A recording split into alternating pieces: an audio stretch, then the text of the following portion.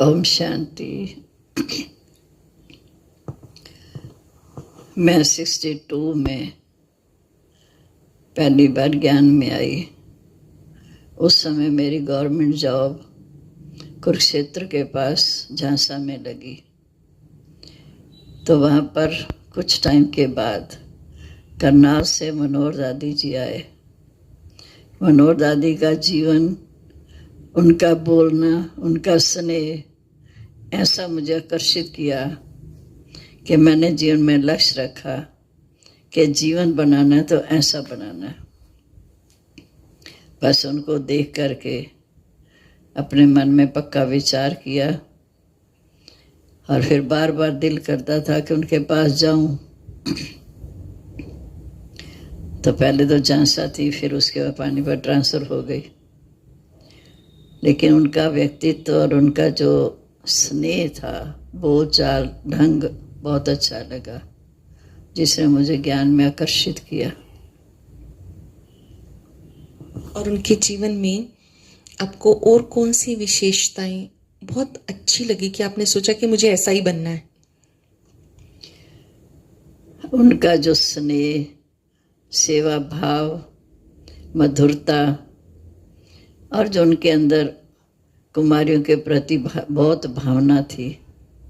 तो उस समय में झांसा में पहली कुमारी थी, तो दीदी का मेरे ऊपर बहुत ध्यान रहता था और इतना प्यार से रहती जैसे कि इतना प्यार हमें लौकिकता से भी कभी नहीं सोचा होगा। तो बहुत प्यार से, लाडकोट से जैसे पालते हैं ऐसे दीदी ने हमारे साथ व्यवहार किया, जिससे देखकर अच्छा लगा कि ऐसा जीवन, जिनका जीवन से संस्कारों में परिवर्तन आ जाए, उनके जीवन की श्रेष्ठता जीवन में आ जाए, इन बातों को लेकर मैंने ये लक्ष्य रखा था। जब आपने ये सोचा तो क्या परिवार की तरफ से भी आपको कोई बंधन आए? कुछ नहीं सोचा, एकदम बस दादी को देखते ही मन में संकल्प कर लिया। जी। फिर उसके मम्मी बाद पापा उन्होंने एकदम सहज स्वीकार कर लिया इन सब चीजों को? नहीं, शायद तो नहीं किया, लेकिन मैं अंदर से पक्की थी। फिर मेरी ट्रांसफ़र हो गई पानीपत। तो पानीपत ट्रांसफ़र हो गई तो फिर दादी हमारे घर आने लगी, लौकी घर में जी। वहाँ से फिर सेवा करते। और शनिवार जल्दी छुट्टी होती तो मैं बाबा के मधुर माँ के करनाल से लाती थी, तो उनको पढ़ती रहती थी। बाकी जो दादी का जीवन था वो एकदम दुनिया से न्यारा था। और लौकिकता में अभी तो मैंने बताया ही नहीं था क्या है।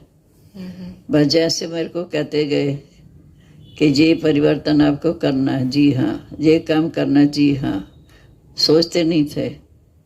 फिर जब करनाल में आए, फिर उनसे मुरली लेने जाते, तब भी दादी बहुत प्यार से, कई बार रात को रुकती तो सुबह नाश्ते में दादी खुद पतली पतली चपाती बनाकर खिलाती थी, इतना अच्छा लगता था। और मैं रोकती थी, मैं बनाती हूँ, दादी कहती नहीं, मैं अपने हाथों से खिलाऊंगी। मतलब उनके अंदर प्यार बहुत था, सेवा भाव बहुत थी, जिसको देखकर।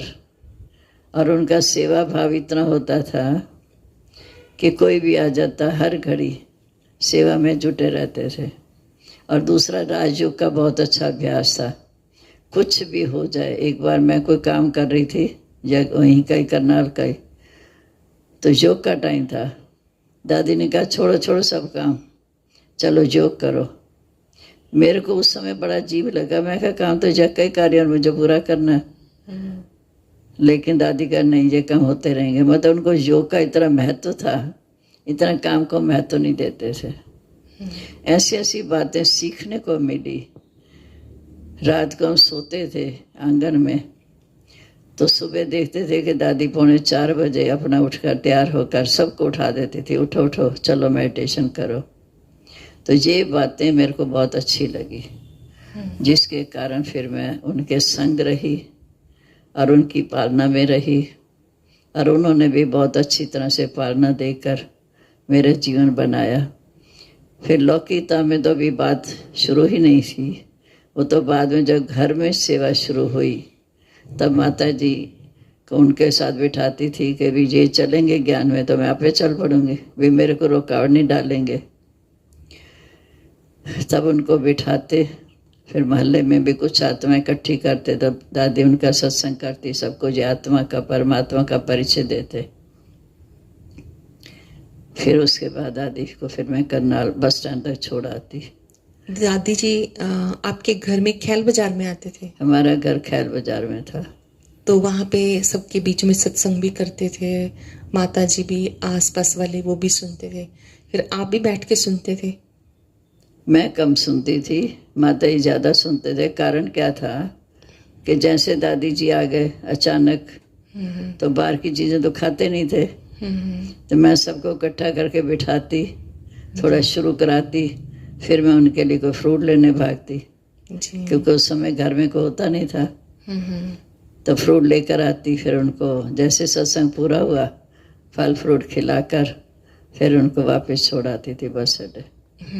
तो जैसे पहली बार आप मधुबन गए तो किसके साथ गए और वहाँ पे आपको क्या अच्छा लगा? जब पहली बार मधुबन गई तब एक शारदा बहन थी, सिलाई टीचर, पानीपती रहती थी उस समय, जी। उसके साथ गई।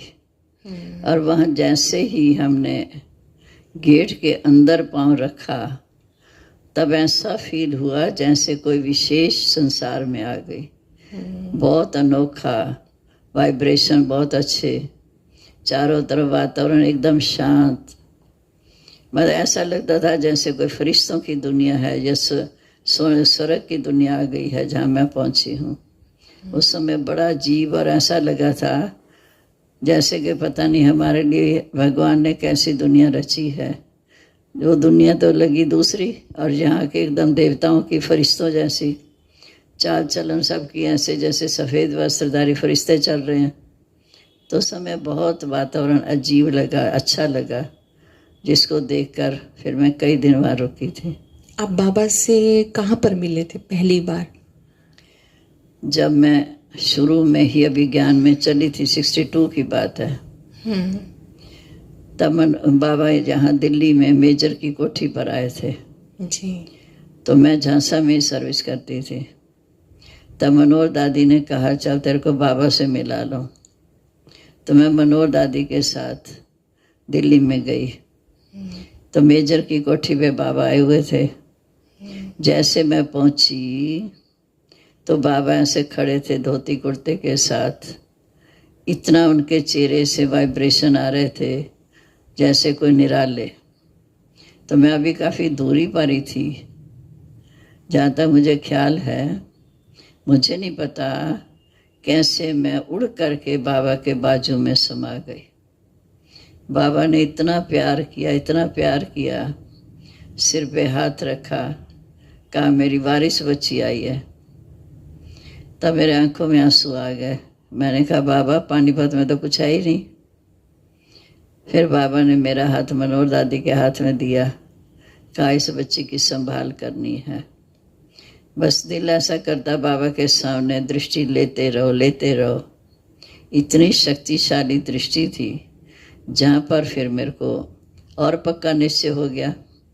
पहले मनोहर दादी से मिले, फिर बाबा से मिले, फिर इतना निश्चय हो गया कि उसके बाद मैंने कुछ नहीं सोचा, बस अंदर लक्ष्य रख लिया कि यही जीवन बनाना है और इसी रास्ते पर चलना है। पहले तो आप मनोहर दादी से मिले, मनोहर दादी ने आपको ब्रह्मा बाबा से मिलवाया, लेकिन शिव बाबा से आपकी मुलाकात कब और कैसे हुई?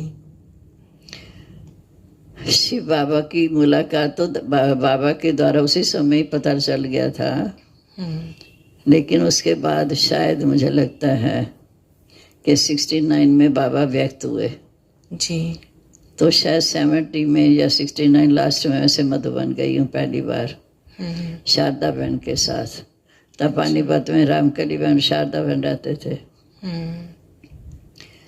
तब जब वहाँ गए तो उस समय हिस्ट्री हॉल में बाबा आते थे। तो उस समय जैसे सामने बैठे ऐसा लगा जैसे कि कोई देवलोक, कोई ऊपर से को उतर कर आता है। उस समय गुजार दादी के तन में बाबा आते थे। तो बहुत ऐसे विशेष अनोखा अनुभव था उस समय का।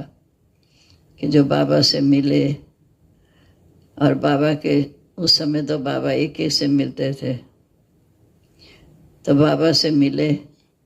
मिलने के बाद बाबा ने मेरे से कहा, मैं तो दृष्टि लेती रही, बोली तो नहीं। बाबा ने खुद कहा कि बच्ची, सेवाधारी बनना बहुत बड़े भाग्य की बात है।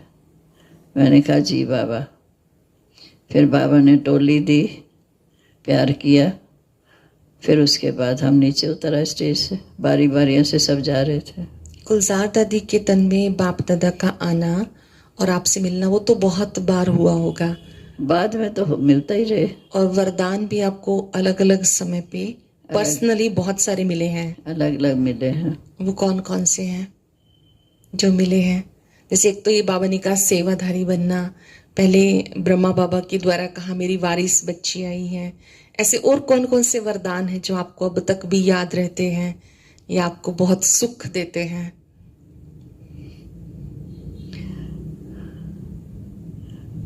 क्योंकि पर्सनल मुलाकात में अक्सर वो चीजें मन बुद्धि पर अंकित हो जाती हैं।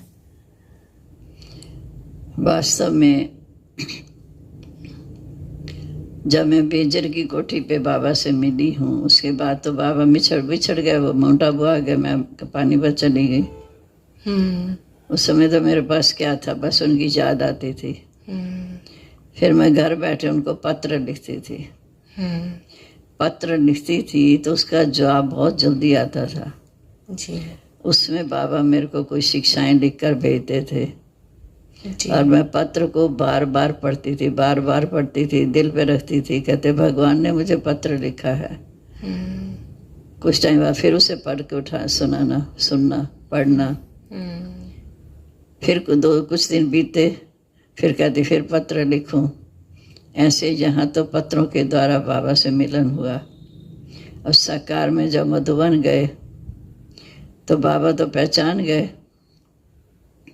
तब बाबा ने दृष्टि देते हुए मुझे कहा कि बच्ची, आपको लौकी का लौकी निभाना है, इसलिए आपको दोनों सेवा करनी है। इधर की भी करनी है, उधर भी करनी है, और बाबा आपके साथ है।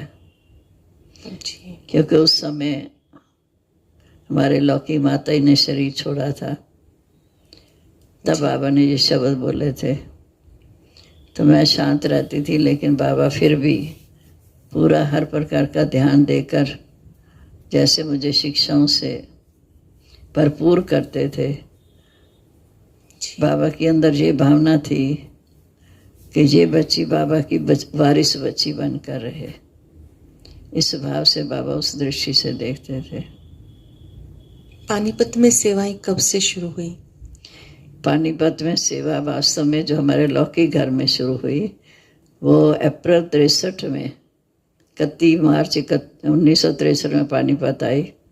और उसके बाद मनोहर दादी को पता चला आ गई है, और मैं मुरली भी लेने जाती थी। तब से फिर दादी का आना जाना हमारे लौकी घर में शुरू हुआ। काफ़ी टाइम वहाँ चलती रही। जी। फिर 1970 में रामकली बहन दिल्ली से आए। उनके दामाद उनको ले आए। तब फिर उन्होंने कहा कि अब यहाँ क्लास शुरू करनी है। मैं कहा ठीक है। फिर बाबा के पत्र, मुरली, जो मेरे पास सामान था, ज्ञान अमृत आदि, मैं सब फिर वहाँ दिए। फिर मैं वहाँ जाती थी क्लास कराने। सुबह जाती थी, मुरली सुनाकर जॉब पे जाती, फिर शाम को फिर जाती, फिर रात को आती। तो वहाँ से सेवाएं फिर शुरू की।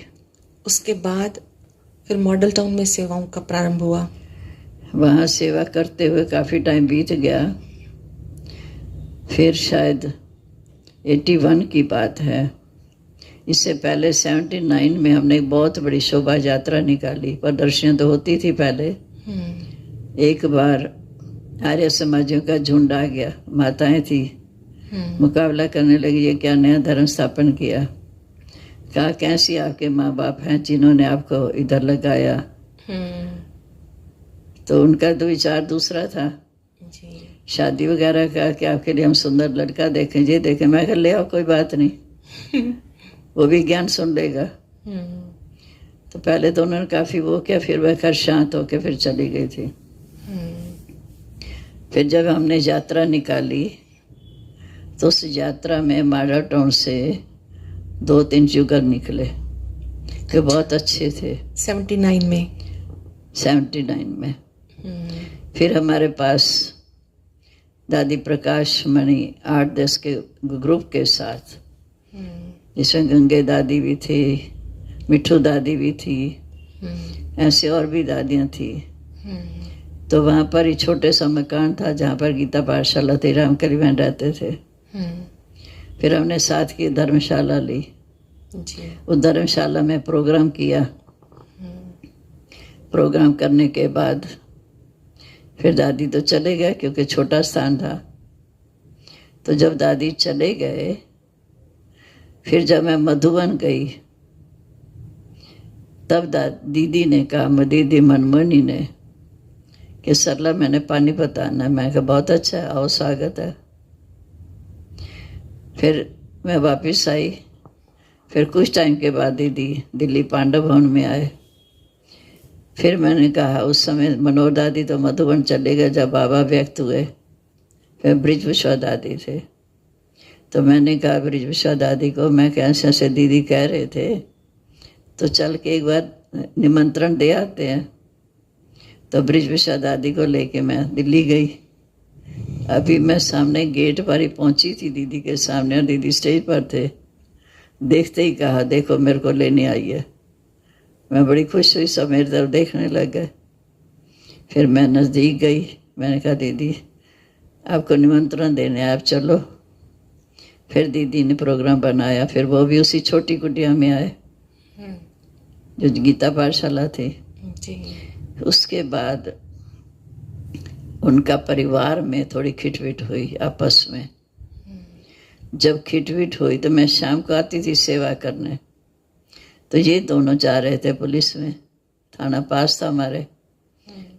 तो गर्म होते देखा। मैंने कहा, कहाँ जा रहे हो? कहते हैं ऐसे ऐसे जा रहे हैं। फिर मैंने कहा, अभी चलो वापस। वापस ले आई। सुबह शिवरात्रि थी, उसकी तैयारी करनी थी। तो मैंने कहा, सुबह हम यहाँ से सामान उठाएंगे, फिर आप जो मर्जी करना, फिर जो मर्जी झगड़ा करो, कुछ करो। मेरे होते यहाँ पुलिस आवे या आपकी बहन के दर पे आवे, आपको कैसा लगेगा? भगवान का घर है। फिर रात तो उनको शांत किया। सुबह क्लास आई तो जैसे मैं क्लास के बाद कहा कि उस दिन हमारी प्रभात फेरी निकलनी थी, वो मना हो गई। मैंने कहा, अपना कोई मार्टन जगह देखो तो मैं वहाँ के क्लास करा लूँगी। अब जहाँ से अभी हमने उठना है। जब बाद में मेरे को कितना कहते रहे, मैंने उनकी एक भी नहीं सुनी। इतने में युगल बैठे थे, चिमनलाल भाई, पार्वती बहन, जो 79 से यात्रा से निकले थे। उन्होंने कहा, शाम का भोग वहीं आके लगाना है। करण ग्रामनहार तो बाबा है, सोचा भी नहीं था कहाँ जाना है। फिर शाम को जाके उन्होंने अपना डाइनिंग हॉल खाली किया। फिर शाम का भोग वहाँ लगा। ये 81 की बात है।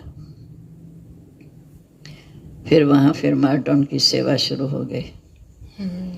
वहाँ भी हम 7 वर्ष रहे सेवा करते हुए। फिर उसके बाद जो अपना मॉडल टाउन सेंटर है, ये कौन से ईयर में बना? अपना जो मॉडल टाउन सेंटर है, ये कब बना? ये मकान हमने 86 में लिया, शायद 86 में लिया, क्योंकि 81 में तो मार्टन गए। 82 में हमने सब सेंटर का सर्टिफिकेट लिया। 83 में सेंटर का लिया। फिर इन्होंने कहा कि हमने आपको उठने नहीं देना है जब तक आपका अपना मकान नहीं बनेगा।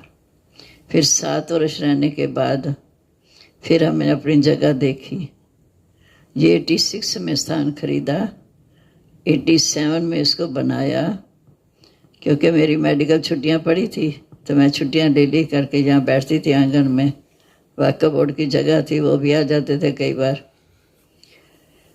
उसके बाद 31 दिसंबर 87 में हमने शिफ्ट किया। 1 जनवरी 88 में हमने भोग लगाया।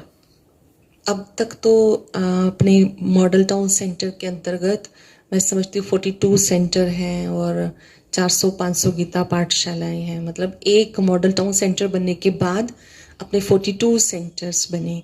तो मैंने देखा दीदी उसमें आपकी सरलता का, आपकी निर्माणता का बहुत बड़ा योगदान रहा। मैं ये पूछना चाहूँगी कि ये सरलता और नम्रता क्या ज्ञान से पहले आपके अंदर थी या बाबा का बनने के बाद आई? आप बड़े से बड़ी बात को बहुत छोटा कर देते हैं, बहुत जल्दी समाधान पे आ जाते हैं। तो ये क्वालिटी आपको कहाँ से मिली, कैसे मिली? देखो जी, करण करामनहार बाबा है, हमने तो कभी सोचा नहीं इन बातों को। मेरी बुद्धि में तो एक रहता था कि जो हमें दादियों ने कहा हमने जी हाँ। और धीरे धीरे जैसे जैसे सेवाओं में आते गए, बाबा का सहयोग बहुत रहा, दादियों का सहयोग बहुत रहा। जैसे जैसे आते गए, आज तक मैंने तो सोचा ही नहीं कि ये मेरे अंदर क्वालिटी है। देखने वाले बताते हैं जी। बस जीवन ऐसा सरल था, अंदर लक्ष्य ये रहता था कि मेरी भी उन्नति हो, दूसरों की भी उन्नति हो। कभी मैंने ये नहीं सोचा था कि ये कैसे बनेगा, क्या होगा। बस बाबा जो करा रहा है, जैसे करा रहा है, उस आधार से चलते थे। बाबा पर निश्चय था, दीदी दादी से बहुत प्यार था और इधर चंद्रमणि दीदी से भी काफ़ी प्यार था। फिर जब ये स्थान बना तब दादी आए, दादी के साथ 8-10 के ग्रुप था उद्घाटन करने। वो आए थे शायद 16 जून 88 में। तो दादी का बहुत प्यार था। बड़े दादी जी को तो मैंने भी देखा अपना मॉडल टाउन सेंटर का उद्घाटन करते। हाँ, दीदी आपको चंद्रमणि दादी की कौन सी क्वालिटी बहुत अच्छी लगी? क्योंकि वो शेरे पंजाब रहे और मैंने देखा अपने मॉडल टाउन सेंटर पर सबसे अधिक चंद्रमणि दादी जी की विजिट रही। कभी कभी स्टेशन पर भी दादी आते थे, आप हम सबको भी मिलाते रहे। वहाँ पर आप उनको भोजन देने के लिए, कभी लंच देने के लिए गए। तो दादी की कौन सी क्वालिटी आपको बहुत अच्छी लगी? सबसे पहले तो जब मनोहर दादी मधुबन आ गए बाबा के व्यक्त होने के बाद, उसके बाद मेरा चंद्रमणि दीदी से मुलाकात हुई। जलंधर में कोई भट्ठी थी, तब मैं पहली बार भट्ठी में गई। तो चंद्रमणि दीदी को देखते, दीदी मेरे को देखे, मैं उनको देखूं, तो दीदी की नज़र मेरे पर पड़ी कि कुमारी है और इसको कैसे प्यार से ज्ञान में अच्छा चलाना है। तो दीदी की बहुत स्नेह भरी दृष्टि, स्नेह भरी पालना, जिसने मेरे को खींचा। फिर दीदी का मधुबन जाना तो भी दीदी से मिलना ऐसा लगता था जैसे एक माँ अपने बच्चे से मिलती है। बहुत स्नेह करते थे। मतलब आप अपना पूरा चार्ट चंद्रमणि दादी को देते थे? हाँ, फिर चंद्रमणि दीदी से कनेक्शन था। मिठू दादी पंजाब में थी, उसके पास मैं गई 2-3 बार, लेकिन उनसे कम था। चंद्रमणि दीदी से बहुत था। फिर ये हर प्रोग्राम में यात्रा निकली। एक बार जैसे भी प्रोग्राम होते थे फिर दीदी निमंत्रण देते थे, तो मैं भाग के जाती थी। फिर दीदी का स्नेह और दीदी का दृष्टि, दीदी का मेरे साथ जो व्यवहार, वो मेरे को खींचता था। मेरे को ऐसा लगता था जैसे कि मेरी अम्मा जी है। पहले मनोहर दादी पर था, फिर चंद्रमणि दीदी पर था। चंद्रमणि दादी ने आपको बड़ी दादी से भी मिलाया ना? हाँ। तब क्या कहा था? तब भी कुछ बातचीत हुई थी मुझे लगता है आपकी बड़ी दादी से। जब मधुबन गई तब चंद्रमणि दीदी वहीं थे। तो एक बार मैं ऐसे दादी के पास गई, दीदी दादी से मिलती तो पहले थी, लेकिन एक बार चंद्रमणि दीदी से कोई बात कर रही थी मैं, अपनी नौकरी छोड़ने की कुछ ऐसी बात चल रही थी। तब दीदी ऐसे वो बस लेटे लेटे ज्ञान अमृत पढ़ रही थी, तो मैं दीदी को समाचार सुना रही थी। फिर दीदी सुनते सुनते इतने में बड़े दादी का निमंत्रण आ गया। तो दीदी फट एकदम सारा कुछ छोड़ के मेरा हाथ पकड़ के बड़े दादी के पास ले गई। प्रकाशमणि दादी जी? प्रकाशमणि दादी के पास। तो प्रकाशमणि दादी के पास जाके उन्होंने कहा कि अब ये नौकरी छोड़ना चाह रही है और कुछ करना चाह रही है। तो प्रकाशमणि दादी ने कहा कि अभी टाइम नहीं। दादी ने, चंद्रमणि दीदी ने बहुत प्यार से बड़े दादी को कहा, प्रकाशमणि दादी को, कि चलो ज़्यादा नहीं, थोड़ा इसके दिल रखनी है, करना ज़रूर है। फिर प्रकाशवाणी दादी ने कहा कि अच्छा फ्रूट लेकर पिकनिक कर लो। मतलब दीदी के अंदर बहुत भावना रहती थी। फिर वहाँ पर उन्होंने शाम को जितने भी थे सबको बुलाकर, फिर मैं कुछ गिफ्ट भी थी तो वो सबको दी। फिर दीदी ने सबको बुलाया और सबको प्यार से पिकनिक कराई और उन सबको गिफ्ट दी। मैं सबके लिए गिफ्ट भी ले गई थी। तो दीदी का, चंद्रमणि दीदी का प्रकाशवाणी दादी से मिलाना, फिर दीदी दादी आपस में बहुत प्यार से रहते थे, तो उनकी मैं हर घड़ी चलन देखती थी। इनका देखो कितना प्यार है, हाथ में हाथ देकर क्लास से पहले किचन में जाते थे, चक्कर मारते थे, कई बार मैं भी पीछे पीछे चल पड़ती थी। और जहाँ जाते दोनों इकट्ठे जाते, क्लास में आते, तो ऐसे इनके प्यार को देख के मेरे अंदर बहुत अच्छी भावना रहती थी कि इनका प्यार आपस में कितना है। तो फिर उसी प्रकार चंद्रमणि दीदी से भी ऐसे प्यार, दादी का भी बहुत था। तो उस प्यार में पलते रहे, आगे बढ़ते रहे। आपको तो दादियों ने बड़े प्यार से पालना दी और वही पालना आप हम सबको दे रहे हैं। आज 100 से भी अधिक बहनें आपकी पालना में जो पल रही हैं वो भी अनुभव करती हैं कि दादियों जैसा प्यार हम आपसे भी प्राप्त कर रहे हैं, आपसे भी सीख रहे हैं। मैं कहना चाहूँगी आपको बाबा ने फुर्सत में ही बनाया है। और कभी कभी दिल ये बात कहता है कि नैनों ने कई नज़ारे देखे पर कोई नज़ारा भाया नहीं। जब आपको देखा तो लगा खुदा ने ऐसा कोई बनाया नहीं। फुर्सत में ही बाबा ने आपको बनाया, बहुत सारी विशेषताएं दी। आपका जीवन हम सबके लिए वरदान है।